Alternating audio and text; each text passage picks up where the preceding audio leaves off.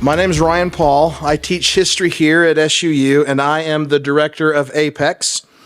On behalf of myself and the A.P.E.X team, Sophie Javage and Evan Miller, I want to welcome you to Trains of Discovery, Union Pacific, and the National Parks, and our final A.P.E.X events of the A.P.E.X event of the 22-23 school year. And thank you for all of you who've supported us this semester and this year, and we're looking forward to some really super cool things that are coming in the fall that we'll announce in the next few weeks.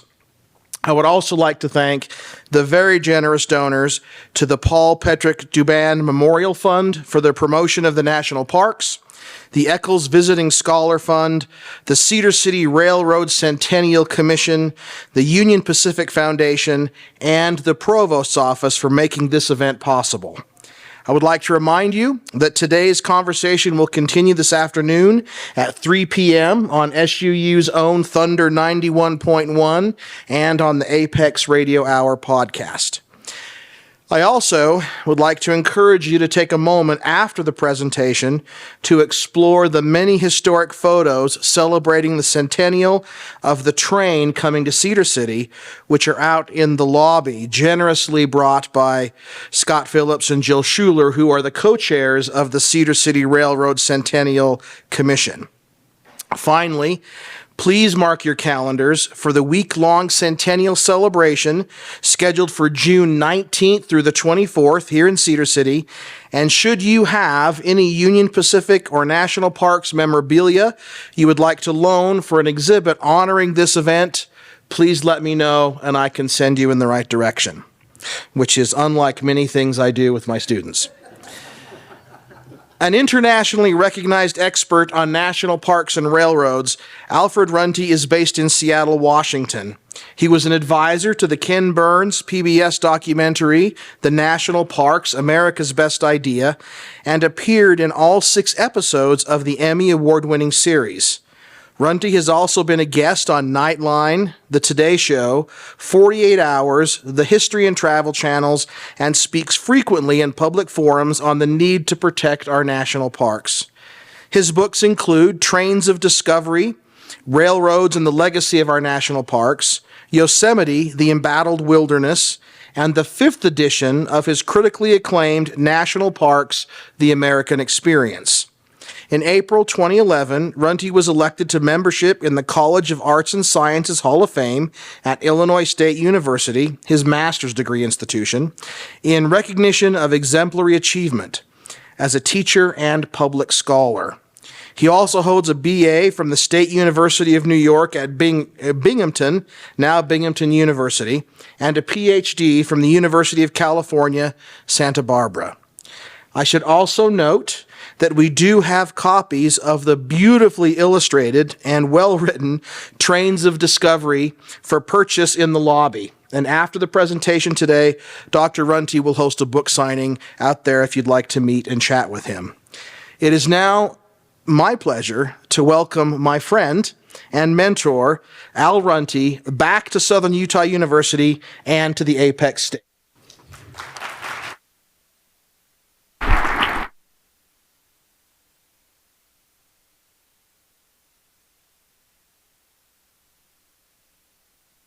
Did you notice the shirt that Ryan is wearing this morning? Thank you, Ryan. Couldn't be a lovelier homecoming, and indeed this feels like a homecoming because this is my second time back here at the university. Christine and I came down. Our dear friend Jeffrey Dubin and friends the Jackmans from Santa Barbara have joined us here today, and I dare say that if I were pursuing a master's degree today that had anything to do with the environment and the national parks, I would look here to Southern Utah University for that degree, and I would be happy to help you establish that master's program. So with that, let's get on our way, because we're talking about something that is very distinctive and very important to you good people and to the people of Cedar City this year. We're talking about the railroads and the development of our national parks. And I always like to start with this painting. It's one of my favorites, one of Jeffrey's favorites, my dear friend from New York. He used to go to the New York Public Library and was hanging there to see it. It's called Kindred Spirits. It's by Asher Brown Durand, and it is probably the most famous painting of the Hudson River School of Art. And it encapsulates the idea of Americans in the first half of the 19th century, that God had given this continent to them, and that the distinguishing feature of the United States from all other countries in the world was nature. Was not only a beautiful nature, but a spectacular one as they moved on farther west. The problem, of course, is that we have two ideals in America, and this ideal was also a big part of us. The idea of westering, of giving homes and land to new arrivals.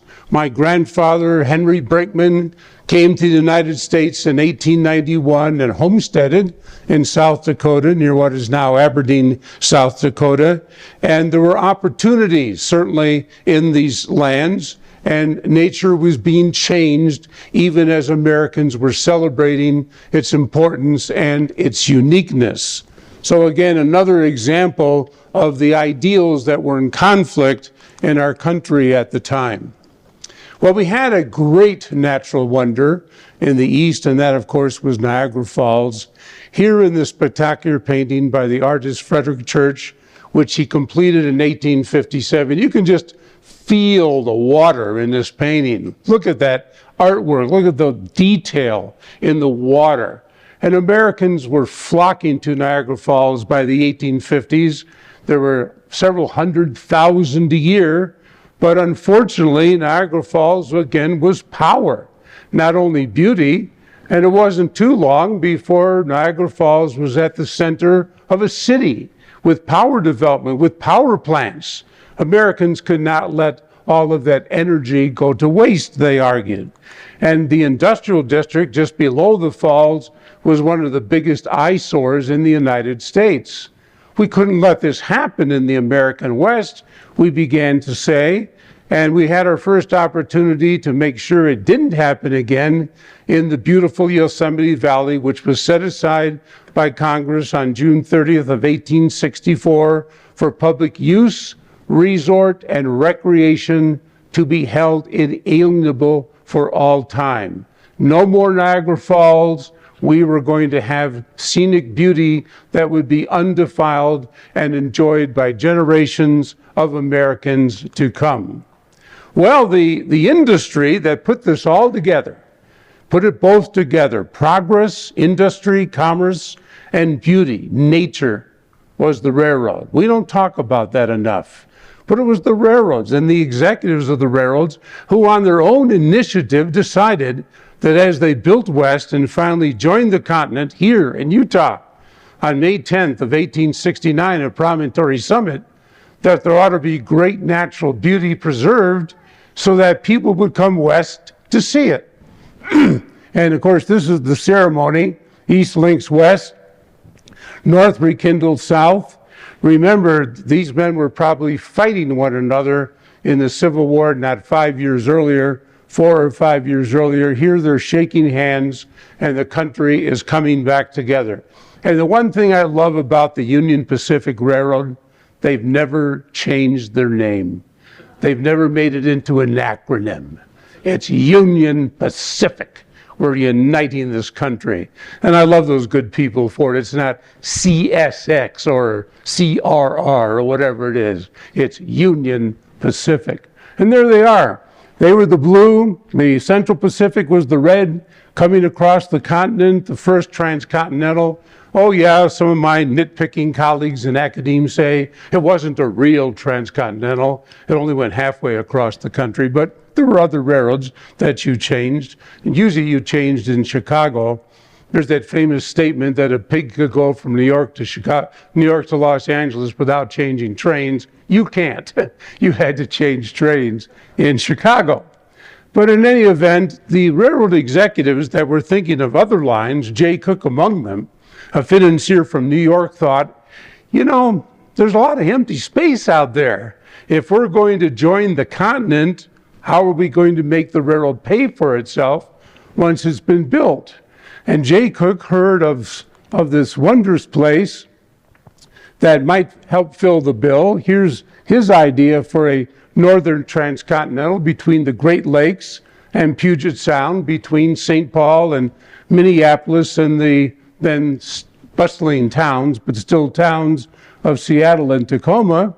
And again, his problem was that between those areas, it was all pretty much empty space. So his idea was that he needed something to make people fill in the blanks, make people want to come, and he heard of this wondrous place called Yellowstone. It was being explored in 1869, 1870, and 1871, and he thought, this is it, Yellowstone. What a marvelous place, halfway across the continent for people to stop, reason for my railroad to exist other than commerce. So he asked the U.S. surveyor, Ferdinand V. Hayden, to bring along an artist and photographer on his expedition of 1871. He, the railroad, would pay for this, and he prevailed upon Ferdinand V. Hayden, the government surveyor, to bring along Thomas Moran, a very famous artist of the period. And it was Moran that started to sketch Yellowstone and give Americans an idea of what they would see if they went to this marvelous area. I just love these old paintings because, again, they're so magical, even though they're still, they're not a device. You know, we don't need our thumbs to see them. We can look at these beautiful paintings and remember what it was like when all of these places were fresh and young. William Henry Jackson, the young frontier photographer, was also on the expedition of 1871, and he did this picture of the Grand Canyon and lower falls of the Yellowstone, delighting in the fact that it was twice as high as Niagara, but of course the volumes were quite different. But Americans took pride in knowing that they had these beautiful places that they would eventually get to see. And of course the Jupiter Terrace and Mammoth Hot Springs. And these pictures then went on display in the halls of Congress as Congress got the idea that maybe this should be, after Yosemite, another great public park. And Ferdinand V. Hayden was asked to draw the boundaries, and he drew them generously, 3,500 square miles, as he put it, so that none of these areas will fall victim to the fate of Niagara Falls, where the beauty was being sold by carnival hucksters and carnival barkers. And Congress approved on March 1st of 1872, and Thomas Moran was just then finishing his huge painting, 7 feet high, 12 feet wide, of the Grand Canyon of the Yellowstone, and Congress was so captivated, they plopped down $10,000 to buy the painting. Now, $10,000 in 1872 was a lot of money. 5 million, 10 million today. And they hung it in the Senate gallery. It's been at the Interior Department, the Smithsonian, and I think even recently at the Capitol. But look at that. I mean, couldn't Americans feel pride? And you see your kindred spirits down there on the rock looking at the scene. And this gives you an idea what the paintings are like in the flesh.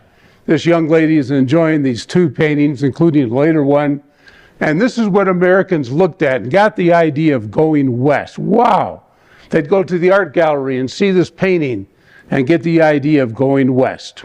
And in 1883, as the Northern Pacific was finally being completed under new management, under the direction of Frederick H. Billings of German fame, bondholder, as it was being completed, they dropped a spur track south to the northern boundary of Yellowstone National Park, and the first tourists could finally arrive at this magnificent spot. And now it was up to the builders make sure that you build properly. Make sure that you take cognizance of the scenery. Remember, people are going to be coming up the Yellowstone River Valley, anticipating the Yellowstone. We don't want them to see ugliness. We want them rather to feel like Lewis and Clark. So they even put the right-of-way on a postcard. And there are your great-grandfathers and great-grandmothers sitting out there watching the scenery go by. Nothing really to see, left or right, other than scenery. The idea of going west by train was taking hold in the United States.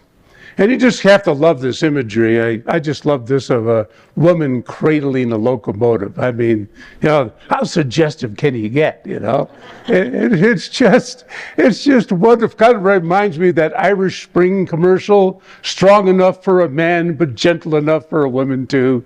So here you are, you're Madonna of the rails. And she's telling you, come west, see the beautiful west. And of course, the west was beautiful. Yosemite, which had been set aside in 1864, was proposed as the heart of a large national park in 1890. And why not? Because why destroy these great trees that were just outside the valley and throughout the High Sierra? This tree, by the way, the Mark Twain tree, was 2,700 years old when it was felled. And the Southern Pacific Railroad at the time, in California, the successor to the Central Pacific of Union Pacific 1869 fame, said, we can't have this. We can't have these beautiful areas, these beautiful trees be cut down and made into matchsticks and grape stakes and shingles. This is what they should be for people to see and enjoy. And the railroad began to do its beautiful posters. And in 1890, Congress listened and set aside a huge Yosemite National Park surrounding Yosemite Valley. And the Southern Pacific Railroad began to advertise it and even had a magazine, Sunset Magazine, which I'm sure some of you still get or buy at the grocery store, to advertise the beauties and wonders of the American West. Here, a Chris Jorgensen painting of a Umacha and a Miwok Indian woman in Yosemite Valley. So there was also a lot of attention to the Native American experience in this art, because the railroads realized and felt painfully that there was a lot of displacement going on. The 5th National Park, Mount Rainier in Washington State, was again supported by the Northern Pacific Railway. And the 6th National Park, Crater Lake in Oregon, was established in 1902. Mount Rainier, 1899, was the 5th. Crater Lake in 1902. And here our kindred spirits are bears, and this lovely Maynard Dixon painting of the wonders of Crater Lake. Well, it fell to the railroads to develop the parks. Government wasn't going to do it. And the railroads soon discovered it was all up to them. They thought, gee, we get these parks established, and then the government will take care of it, and then we'll bring the tourists. But that's not the way it turned out. The government did not develop the national parks. And so it was up to the Yellowstone Park Company, a subsidiary of the Northern Pacific, to build the first hotel, the National Hotel at Mammoth Hot Springs, 400 rooms. And I was saying earlier to some of your colleagues here, which are the cheap seats on this stagecoach, okay? Everybody, I hope they've all got seat belts on there, especially on the top, or those people who are behind the exhaust, okay? Which are, anyway. So the railroads did the publicity and built the infrastructure. And Alice in Wonderland, that beautiful Lewis Carroll, Alice in Wonderland, was perfect. So they put Alice in their Wonderland. And then they had her, she can do some crazy things, like get on the back of an eagle and fly over the Grand Canyon of the Yellowstone. They had a guidebook called Wonderland. It came out between 1885 and around 1910, and just collector's items. If any of you have one in your attic and you don't know what to do with it, you can send it to me up in Seattle. I'll be happy to take it off your hands. Or you can sell it on eBay and make my wife cry and they go for about $300, $400, $500. So, that's one of the things about eBay the addicts of America have opened. Stay away from Europe and go to the Yellowstone Park. Be patriotic. Be an American. Don't you dare go to Europe until you've seen your own country first. This is the start of that. See America first in 1894. I just love these old ads. And the way you find them is simply to go through the runs of the magazines. That's the best way to find them. And they're timeless. And they're so historical. They take you back to what Americans were thinking at the time. And so the Northern Pacific built a station at Gardner, and you see it at the bottom, and the Gateway Arch, the Roosevelt Arch, which was dedicated, the cornerstone was dedicated by Theodore Roosevelt on his pass through the park in April of 1903. And there he is, Mr. Roosevelt, the 26th President of the United States, and a reminder of what it was like when we had a President of the United States, not to be too political here, and standing to his left, your right, John Muir, the Venerable John Muir, who's been ridden out of the Sierra Club now because he said a couple of uncomplimentary remarks about, that this is getting a little crazy, but the point is, that when Roosevelt and Muir gathered together in 1903 in Yosemite, and the president was touring the national parks, on behalf of the national parks, there had been all of this history that you've already seen that had gone before. So yes, they were very important, but they did not displace the railroad in the singular importance of what had come before and what the railroads were doing for the parks. Roosevelt had also visited the Grand Canyon, a site that every American should see, and he proclaimed it a national monument in 1908 to the light of the Santa Fe Railway. Here was the first train to the canyon in September of 1901. And you can see the water tank over there because they had to bring in their own water. Moran was there again 30 years later to do paintings of the Grand Canyon for the Santa Fe Railway, which he later made into this gorgeous chromolithograph, which I happened to buy in Santa Fe one day, and for my wife, my purchase. And when I told her what I'd paid for the chromolithograph, there was a long pause on the phone, and she said, "I'm going shopping." So, that's in my office, and I want to go to the Grand Canyon. I just swivel around in my office chair. The Santa Fe Railway also built El Tovar, the wonderful architecture hotel on the south rim of the Grand Canyon, right about 20 feet from the rim, and Hopi House, celebrated here by the artist Louis Aiken. So again, the railroads are doing all of the infrastructure and the guidebooks.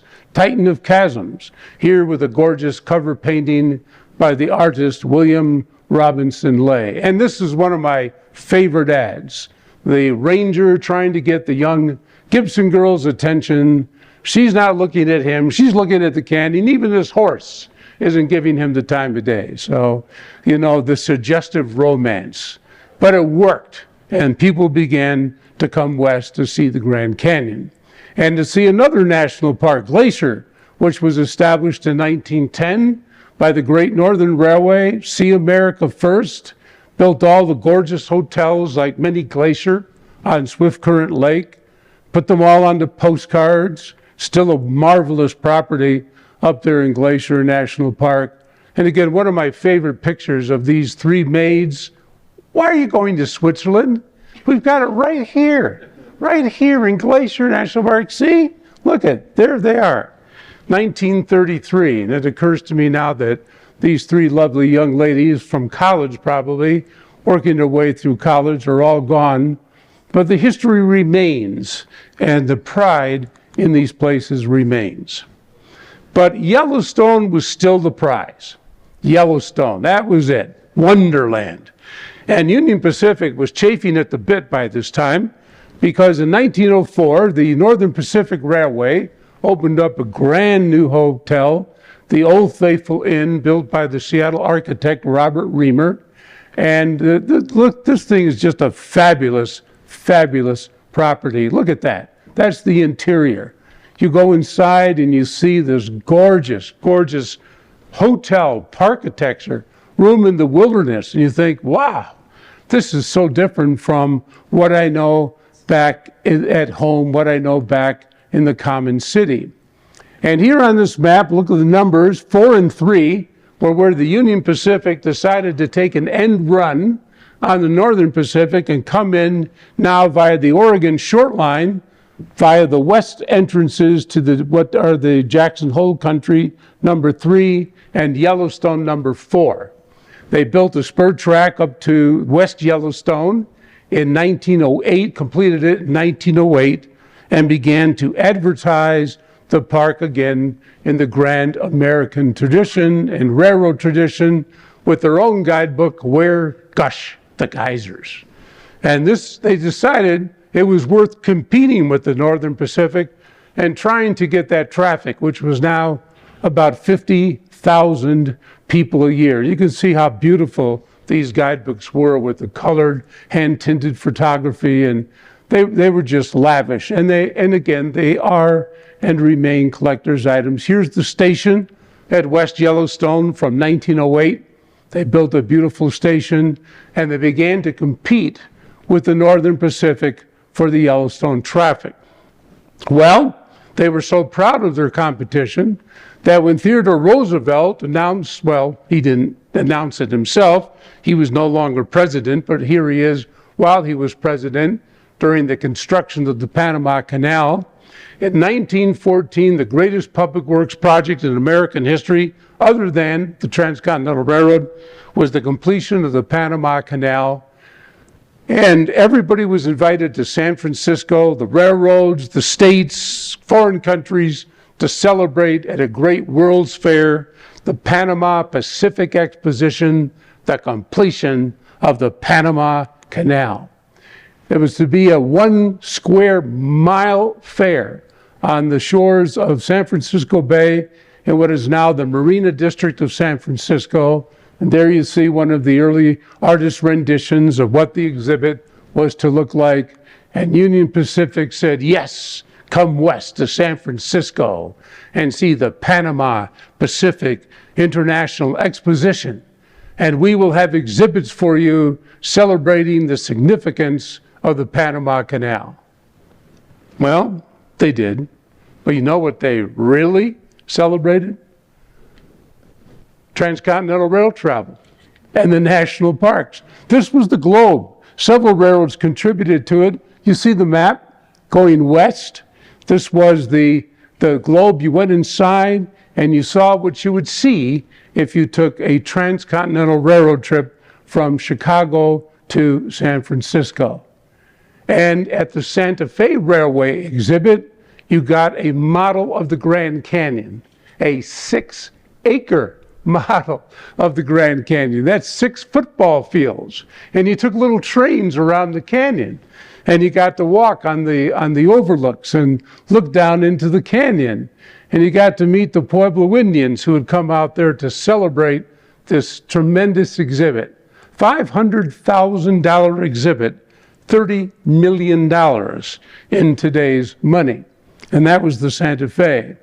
But Union Pacific had had the great exhibit of Yellowstone. You can see the Old Faithful Inn over to the left. It was an exact replica to the stick of the Old Faithful Inn actually standing in Yellowstone. A great relief map. Old Faithful Geyser was there every hour, on the hour. And the Grand Canyon of the Yellowstone off to your right, a 4.5-acre exhibit. And you could take the wagons around the grounds. Here you see the wagons loading up in front of the Old Faithful Inn.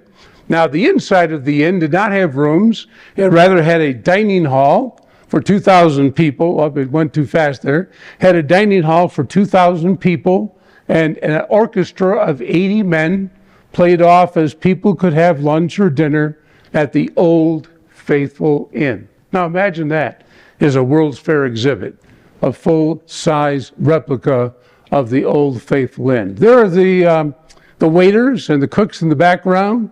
That's the wait staff and the cooks. Lots of pictures taken. This is one of my eBay finds years ago. Look at the bear down there in the front. They've got a mascot, they've got a bear. But you get the idea. The railroads wanted to talk about what they served. They didn't want to talk about the Panama Canal per se. They wanted to talk about the wonders of the American West.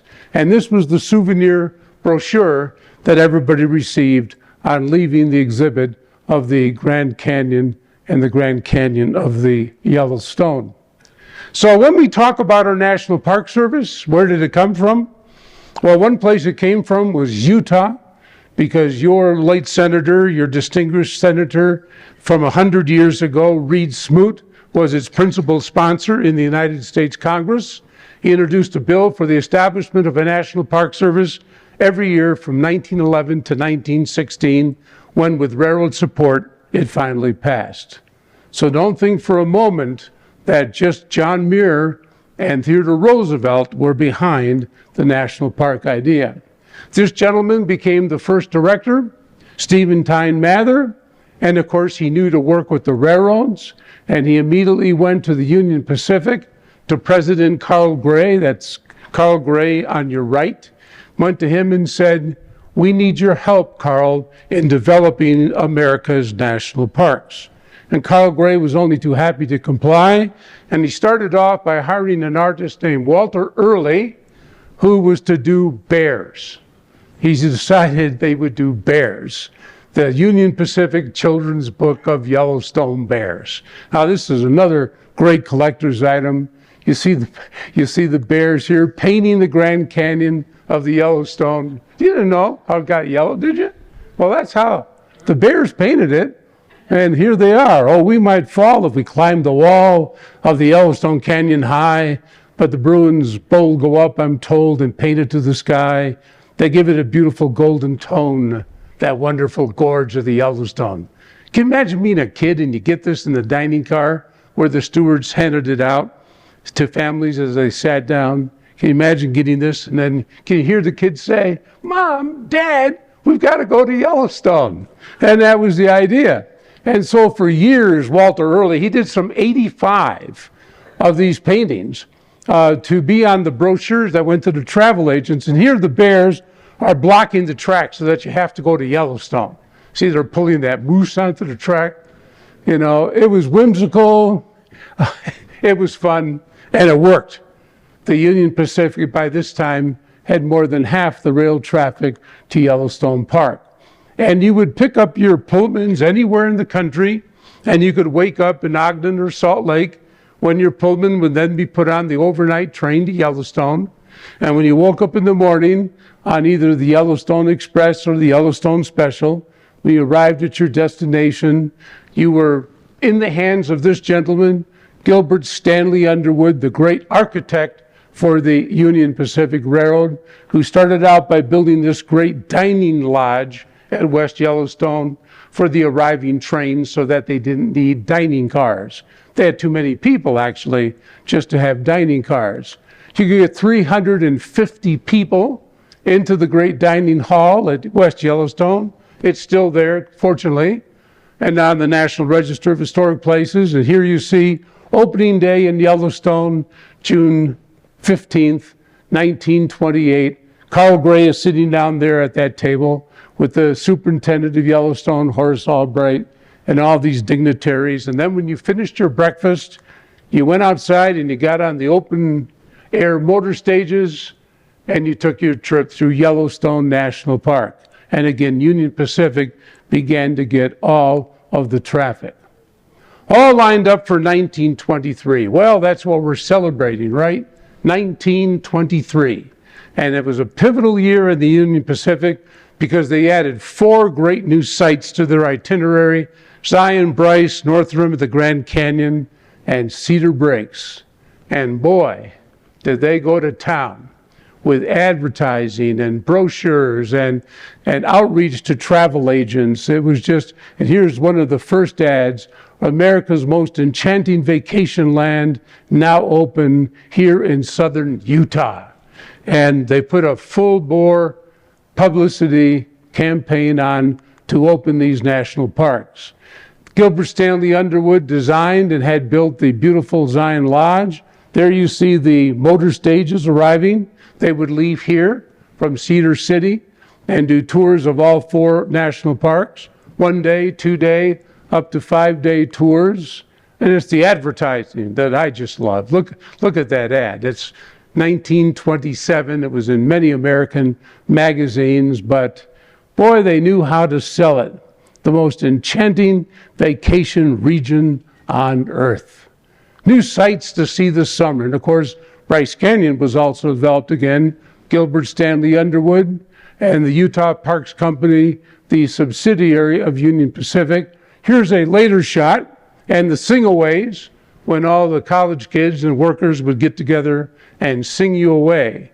And if you haven't read the book Sing Away by your distinguished professor, Ryan Paul, do get it. It's a marvelous book and a wonderful example of the historiography that Southern Utah University is doing on behalf of the national parks. And this is my favorite ad of all time. In Bryce Canyon are mammoth amphitheaters of realistic, gorgeously colored sculpture and architecture, queens, princes, and potentates, ogres and fairies, ruined oriental cities, castles and cathedrals of the Middle Ages. Why do you have to go to Europe to see any of it? It's right here in southern Utah. And people came. They came by the thousands. Nature's sublimest masterpiece, the North Rim of the Grand Canyon. And again, remember, this is before the internet and before even color movies, before sound movies, as a matter of fact. And this is how you learned of your national parks. And Gilbert Stanley Underwood's final masterpiece, the Grand Canyon Lodge at North Rim, which was completed in 1928, unfortunately burned in 1932, but was restored and rebuilt. Here, the Union Pacific invites you to come linger on this sunlit brink of immensity. And when the new lodge went up in 1937, it was not quite as grandiose, but it was a very, very beautiful building. And I do hope you've been down there to see it, such as the sunroom. We don't build things like this hardly ever anymore in the United States. And Union Pacific was behind it all. So that's you, the colorful kingdom of scenic splendor. And that's you, Cedar City. This is the map that the travel agents would show to prospective riders on the railroads. And you can see that all the tours that were available with these wonderful vignettes, artist vignettes. And you could pick on the left how many days you want to make your tour, come out by train, and the trains would come here to Cedar City, which was the jumping off point, which was the gateway to these 4 great national parks. And all of this happened from 1923 through the 1920s and 1930s and up to World War II and well into the 1960s and 70s. When I came west in 1971 to attend UC Santa Barbara, I remember sleeping under Union Pacific blankets at Zion Lodge. And then if you got on your train, your education continued. You saw the ads, you went to your travel agent, you bought your ticket, and you got on a beautiful Union Pacific streamliner such as the city of Denver, and you headed west, and Union Pacific still didn't let you forget what you were heading west to see. They had a marvelous series of menu covers, also collector's items. Here's Yellowstone and a complete description. Here's Yosemite, which they got to roundabout, but they promoted it, and a complete description. And of course, you, Zion, complete description. Look at the paintings. And they were mostly paintings in the early years. And here's Bryce.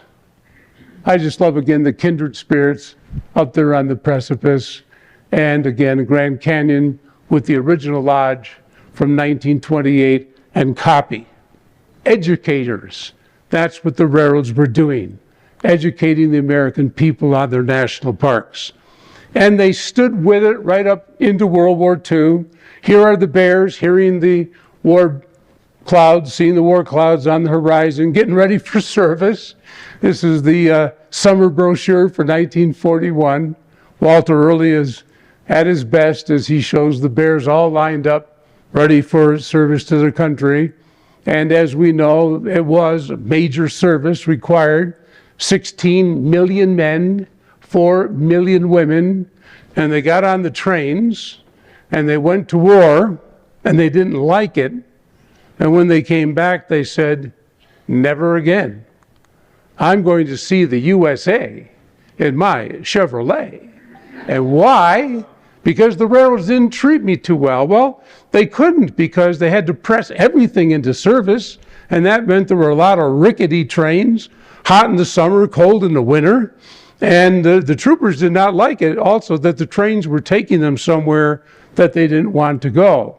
So when they came back, all their pent-up savings went into buying their first car and seeing Old Faithful from a dependable, reliable Chevrolet.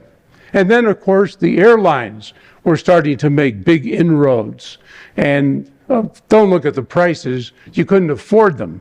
$491 to Frankfurt, but this is 1954.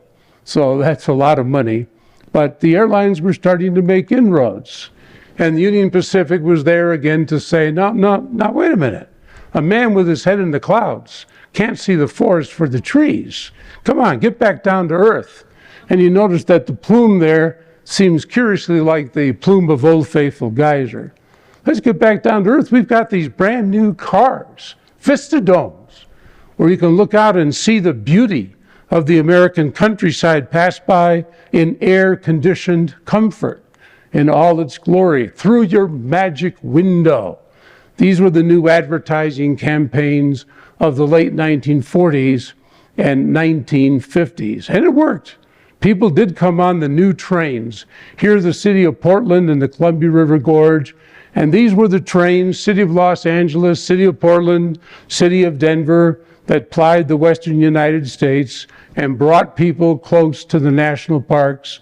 Long trains in the summer, lots of Vistadomes, Vistadome diners. It was just marvelous, marvelous transportation.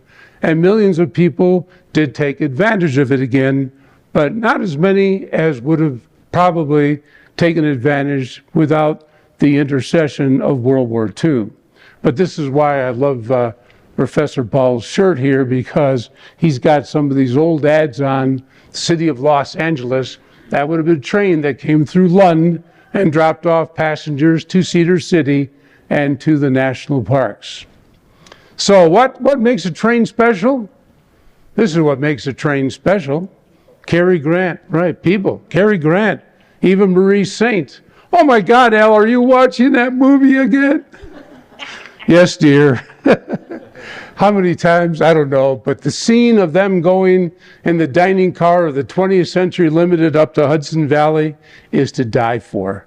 Alfred Hitchcock had it. You know, you're talking to this beautiful lady. You've got a meal. You got flowers, just like airline travel, right? Just like airline travel today. Look into the eyes of somebody who reminds you, you better run because the cops are after you. But of course, these were the trains that took you back to Yellowstone. See this land of magic? You know, again, people, as you said, people.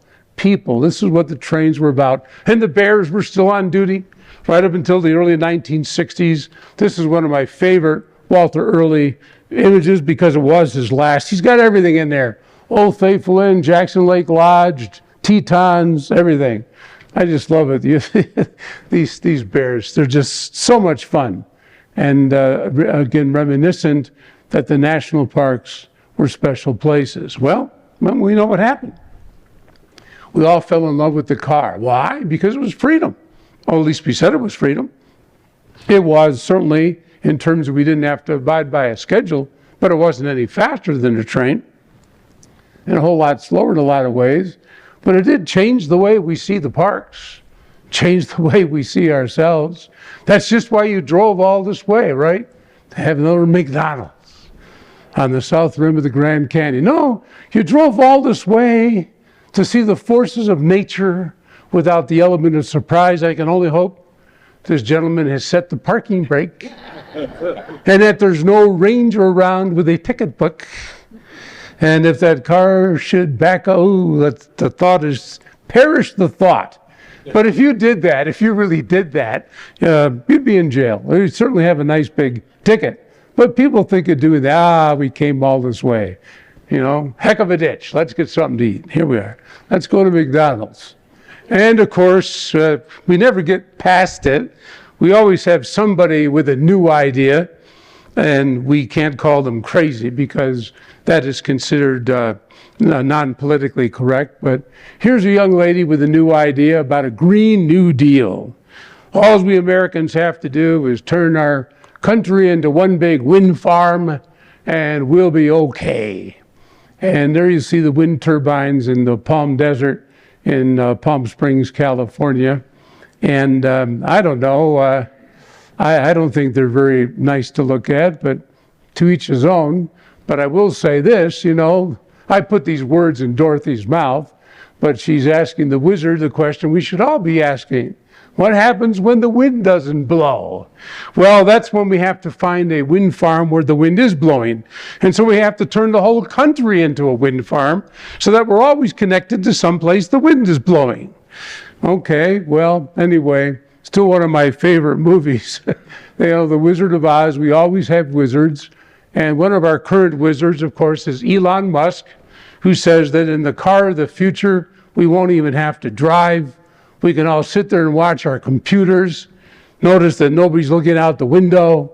They're looking at somebody probably back at the office, and they're all sitting there and, oh, that's so exciting. Gosh, I'm just breathless. And then Elon Musk says, why bother with the scenery? I'm going to have a new Hyperloop, which is a big suction tube. I'm going to build it from New York to Los Angeles, and I'll suck you across the continent in 40 minutes. Oh, I just can't. From Starbucks to Starbucks, so fast. I don't know.